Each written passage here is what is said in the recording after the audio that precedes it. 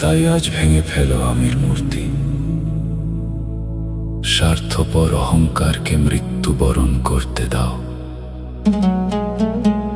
যে পর্দা সত্যের পথ ঢেকে রেখেছে তা সরিয়ে ফেলো।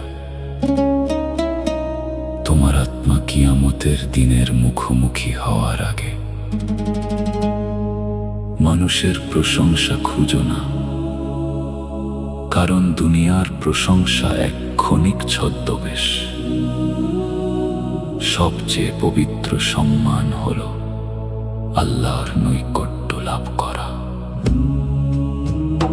নামাজের গভীরে নরম হয়ে পড়ে যাও, তোমার সব বোঝা সেখানে কাঁপতে কাঁপতে রেখে দাও, কারণ বিনম্র ভয়ে কোমল হওয়ার হৃদয় আল্লাহর সবচেয়ে প্রিয় হয়ে ওঠে।